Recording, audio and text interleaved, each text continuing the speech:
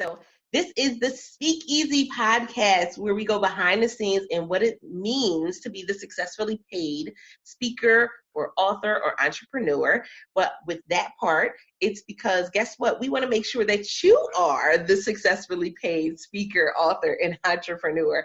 I am your host, Altavice Pelzer, the voice coach, founder of the World Voice League, a amazing community of female speakers coming together to impact social change. And not just that, guys. Listen, this is the Speakeasy podcast. This is all about you, but not that. But listen, we also do some amazing interviews, and I'm excited, so excited about our guest for today. So, hey, Brian. How's it going? How's it going, Altavice? Going great. So let the Speakeasy podcast listeners know a little bit about you, and then we're going to dive into today's topic. Okay, well, I'm 59 years of age. I've been in business since 1981, the very same business that I started as a side gig, and I quickly turned that into a profitable full-time business. And I got started, like I said, in 1981. I was working as a full-time shipper-receiver for a large sporting goods company.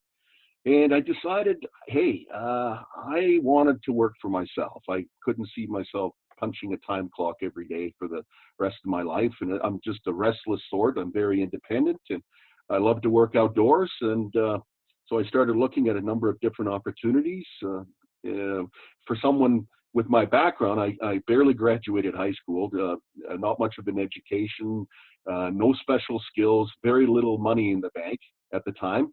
So I was kind of limited in the type of opportunities, but I thought, well, you know what, maybe a cleaning business would be something I could do.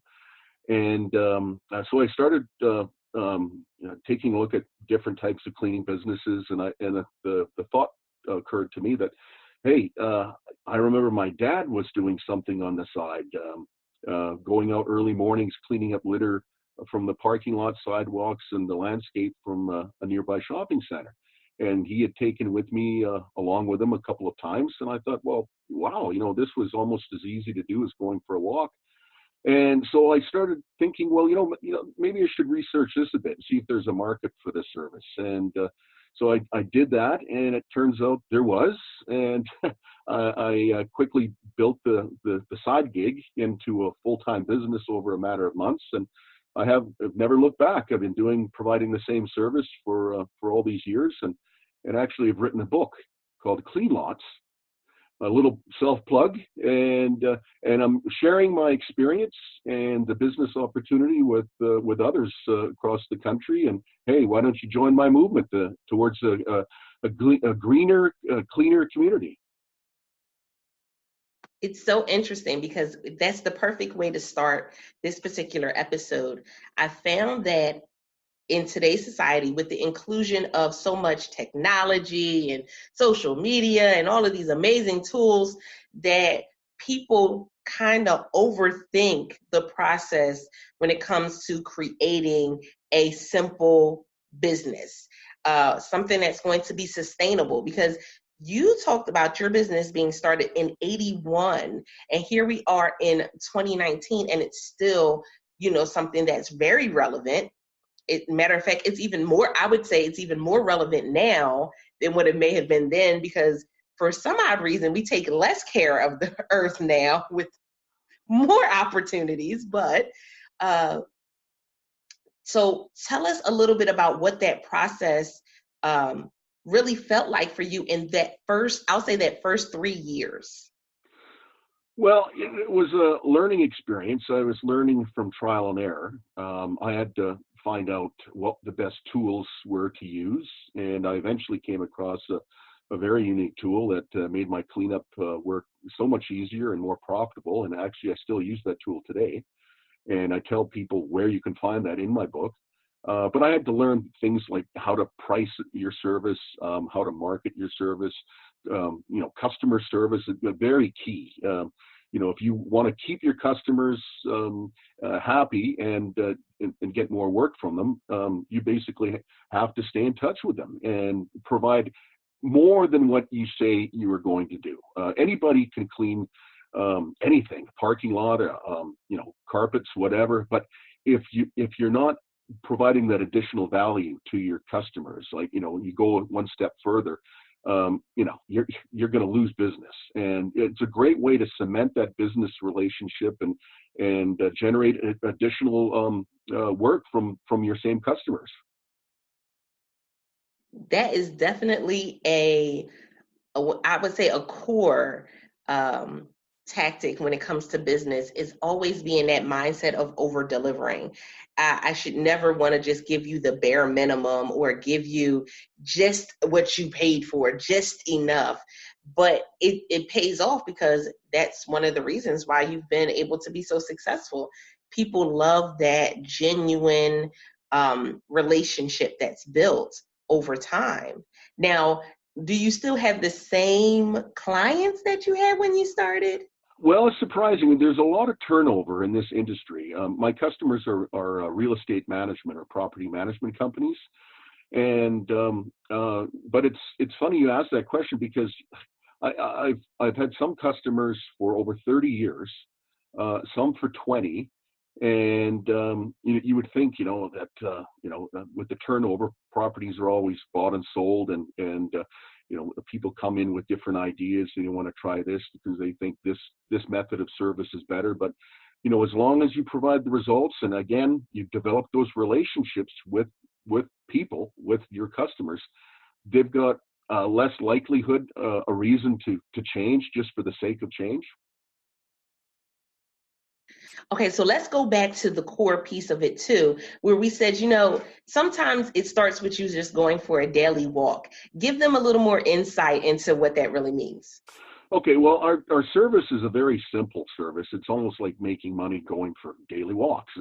Our contract is for usually daily service. So the service we provide is a daily litter pick, where we maintain commercial properties free from litter. And so we're not competing with the sweeping trucks, well, that's a different service altogether. But our service is performed on foot, where we walk the entire property, which would be the storefront sidewalks, the parking lot, any surrounding landscape, and just simply sweep up litter material into our litter collection tool. And you can service a property in basically the time it takes, just a little over the time it takes to walk the property. So we're talking 15 minutes, maybe 10 minutes, 20 minutes, 30 minutes, depends on the size of the property, of course. But most of the properties we service, and there's far more of these than any others, are the small to medium sized retail, maybe office and industrial properties. And I was just about to ask that question, because we are in I guess you can call it a real estate boom. I don't know if that's what it would really be called, but we see all of these housing developments really being kind of thrown together all over the place. So I was going to ask if you were doing more of the residential as opposed to the stores and the storefronts. But have you had anybody that was a residential like a whole housing development say, you know what, we don't want to really leave this to them. Can we take part of, that housing association fund and be able to put it towards this? Well, it's possible. You never want to say never, but my personal experience is that's something, that's a service that the resident manager typically performs, or they may get their landscaper to do it. Residential communities or developments don't typically generate the same volume of trash or litter material that commercial properties do. In those commercial properties, you may have a pizza place that sells pizza by the slice. You've got convenience stores, other fast food restaurants that all generate lots of trash. Maybe some schools in the neighborhood where the kids are going to hang out before and after school. And unfortunately, a lot of that litter material still finds its way to the ground. You mentioned earlier, the topic of litter, and you'd think with it being a focus so much more these days about, cleaning or keeping the environment clean. Sadly, I'd have to say over the last 35, 38 years I've been in business, I really haven't noticed a difference. I still see people tossing coffee cups outside their vehicles, or opening their car doors and throwing out the burger wrappers into the parking lot. And I guess they just assume somebody else is going to clean this up. And it used to bother me more when I was younger, when I first got into the business. But then I came to the realization, litter isn't going away. There's always going to have to be somebody who's willing to go out and clean it up. And that's my market. Oh, that takes us to another key element is, being comfortable in that market. Did you ever have a moment where you kind of said, I'm kind of tired of this. Let me try something else? Yeah, that's a great question. Actually, I was in the business for about 4 years. And so I was about 24, 25. And I started thinking, is this something I want to do for the rest of my life? I'm making a living going around cleaning up after other people.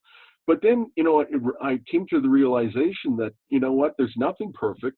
I'm filling a need, and I could see the results from my work, and I'm providing a valuable community service. And, you have to be careful not to fall, like a lot of people do, into the trap where they're looking for the glamorous businesses. And, they fall, unfortunately, for a lot of these scams where they want to believe that they can make, $5,000 a week or a day, working a half an hour a day in their pajamas. Behind online businesses, and the only people that might be making that money are the scam artists that are selling that type of program. But you have to have a real business, you fill a real service, or sell a real product that people want. And like I said before, people always litter. There's always going to be a need for my service, and I'm there to fill it. This has sparked a really big conversation on social media because there are some people who are being, I guess you would say, the spokesperson for saying, listen, these service jobs and service businesses are an amazing business. Going and being someone who works on cars, that's still something that's needed, even though we have the different machines that do different things and our cars almost levitate at this point. But there's still some pieces to that is needed. Basic things like changing tires, basic things like fixing the glass in the car. Basic things like that are still needed. And whereas we find that there are a lot of people that want to go to that easier side because they're thinking that fast cash, we're going to get it immediately, or we're going to get a lot of it, within, we're going to be a millionaire next week. You forget that someone working in this industry can niche down to certain, I can only work on a certain type of car, or I can work with a certain type of business, or there's some things that can really put you in a position to make this a successful business. Well, that's right. And, a lot of people automatically rule out opportunities, which create more opportunities for people that are willing to do them. And, there is a really interesting book. I think there's been several editions published, The Millionaire Next Door. I think the author's name is Thomas Stanley. I apologize if I got it wrong. But, he profiled a lot of America's millionaires, and he found that most of them are providing simple services. Maybe they have a chain of dry cleaners. They drive trucks that clean up restaurant grease or fat or cooking oil. Or maybe they've got a fleet of trucks that do that. And maybe they live in a nice house next door to you, but they don't always live in the big mansions. I mean, the reason they become millionaires is because they have that work ethic and they know what to do with their money, as opposed to blowing it on the biggest house. And there's nothing wrong with that, but some people like that, etc. But it was a very interesting read, and it hit on that subject that you brought up. So I'm excited because that is actually a book that I have just recently finished reading and fell in absolute love for it. One of the things that I do with my clients is I go back and I pay attention to what a lot of the celebrities are doing with their money besides, walking around with a Gucci bag or some red bottoms. There's other things that they're doing.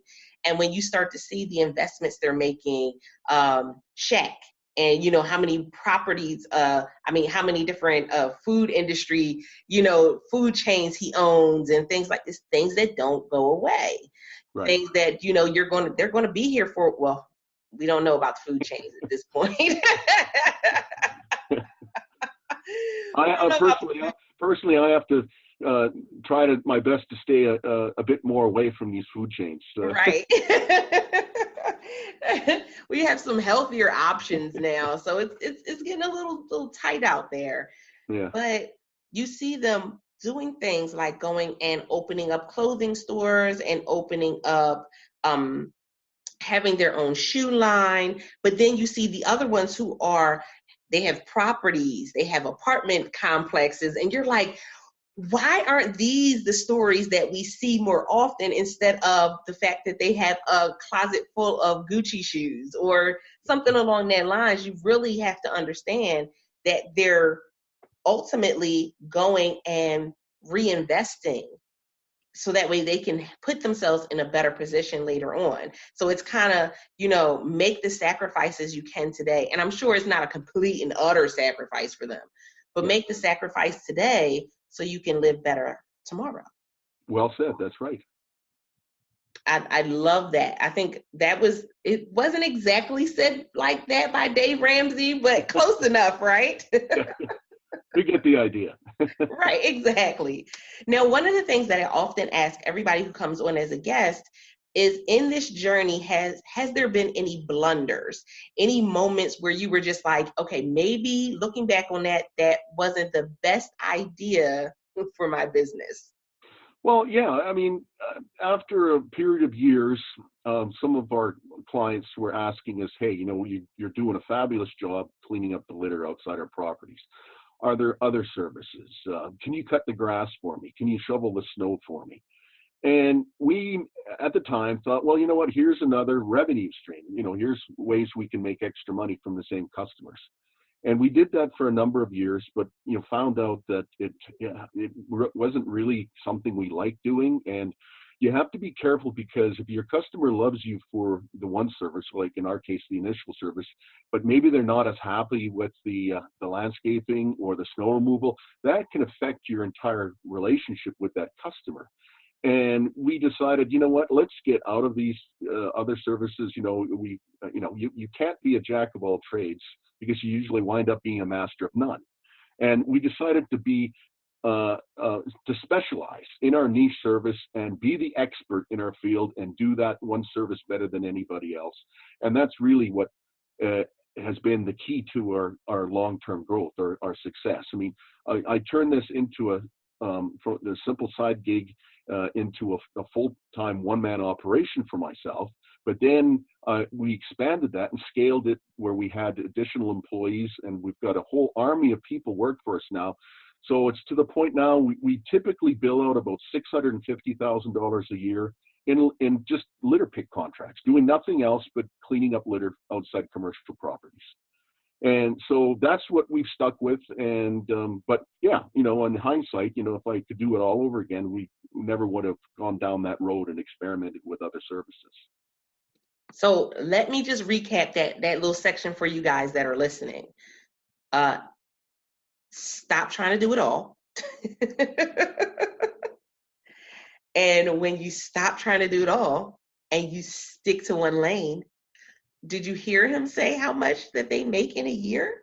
Like, you have to understand that, we try to plan out wanting to be the 6-figure earner and a 7-figure earner. And, now they're talking about 10-figure earners. And, we figure, they say multiple streams of income, but a lot of times we just take on multiple streams of kind of mess. We want to, wash cats today, fry chicken tomorrow, which ultimately doesn't go together at all. But, you're just trying to do whatever you can to bring in everything that you can. And man, when you learn to simplify the process and simplify what it is that you're offering, you make such a better connection with that audience and you get to talk directly to them and give them exactly what they need. I love, love, love that. I like, my ears perked up as soon as you said it, because we have so many people in the industry that go the distance trying to do everything and they fizzle out. We know that as entrepreneurs, they say, don't make it past 5 years. And I think that that's a big piece of it. I think so. And that was my experience. I know there are some industries or some fields where you have to listen to your customer if they make a suggestion. Here's, this would be a great idea for another product. If that's your niche, by all means, you can add another course or something like that. If it's pretty simple, if that's what you're already doing. And so, all the best luck to you if you're in that type of field. But especially if you're providing a service, you have to be very careful, that you don't expand beyond what you're good at doing and what you're capable of doing. That's true. That's very true. Making that clear distinction will have us not be stressed out and burnt out. Well, there's only so many hours in the day. Right? We definitely don't want that. So what led you to writing the book? Well, after about 3 or 4 years, I thought, wow, and by that time I basically had the business model down. I'd learned enough, and I thought this would be a great opportunity for other people that wanted to start a similar business in their own community. And I was thinking, you know what, I wish I would have had this material when I was starting. I wish I was able to find it. And so I basically wrote an operations manual, and I provide free support. Again, offer your customer more than what you're willing to give them. And, that's how it got started. So the first book was written a number of years ago, and I've revised it. I've always added, improved it. Recently have some related products that help people find customers for this service and make their business easier and easier to explain to their prospects. And it's available on my website, cleanlots.com.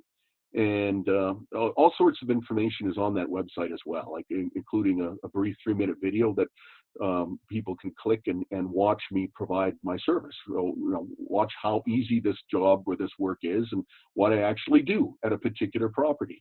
And basically, that's what I am doing now. I'm 59, and I'm slowly cutting back the number of hours that I'm spending cleaning my parking lots, and kind of focusing a bit more on sharing this opportunity with other people across the country and offering that free support. And I really get a kick out of helping people, start this business in their city and hearing their success stories. So wait, before we end today's episode, I need you to repeat that last part. So you are 59 and you still go out and do this service yourself. Yeah, I don't see myself really stopping because it's such easy work. Right now, when I first started, I would put in 8-9 hour days because I was young, I was in better shape, and it was like I say, easy work. But I'm 59 now and slowing down a bit, but I can't really see a day where I would totally give it up because it is such easy work. I mean, I could cut my hours back to maybe 1 or 2 hours a day if I wanted to, if I'm 65 or 70, and I still have my health, because it is easy money. You just go out, walk the property, clean up the litter, and the time it takes to walk it, whether it's depending on the size of the property, you could be done in 15 minutes or 45 minutes. You could do 1 or 2 or 3 or 4 properties if you wanted to, if you're looking at something to do like this just on the side and keep your full-time job. I've cut back. I'm still doing the work, but I'm kind of focusing more on helping other people start this business in their own communities and join our green movement. That speaks volumes because it talks to who you are as somebody that wants to, just continue the work. And not only that, but it also puts you in a great position to continue to build those relationships that you've been building over time. That's right. And so, I have the luxury of having invested that time, and so you just keep doing what you're doing, and hopefully the success is still there. I love it. I love every bit of it. Oh my goodness, this episode has been amazing. So I want you to let everyone know how they can get in contact with you, Brian. I know you gave the website, but give them the website again, and also let them know more about where they can get the book as well. Okay, well, you could go to the website. All the information is there. It's cleanlots.com. One word, cleanlots.com.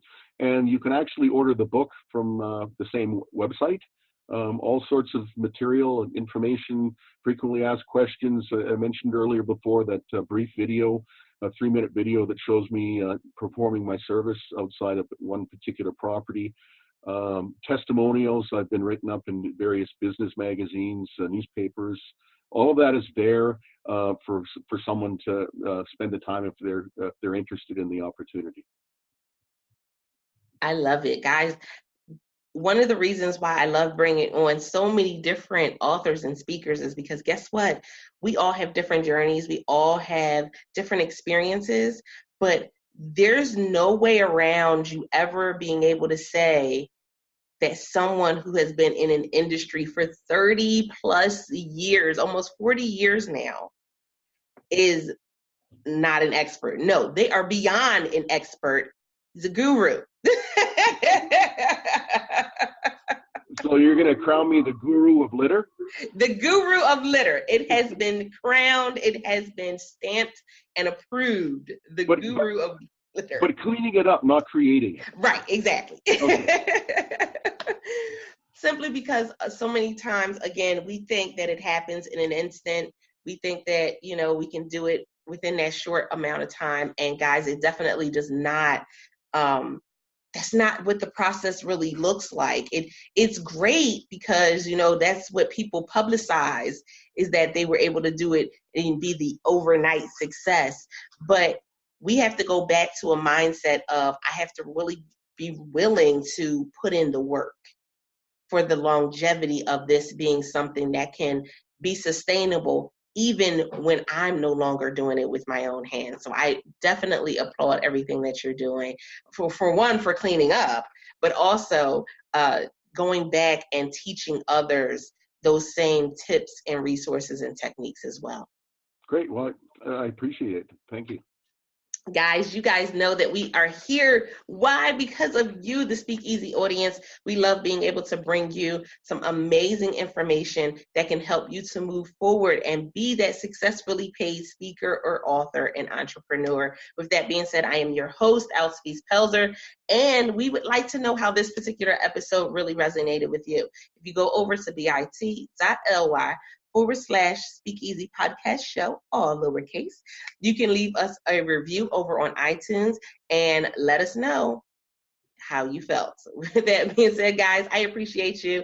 And until next time, don't forget to press it out. See ya.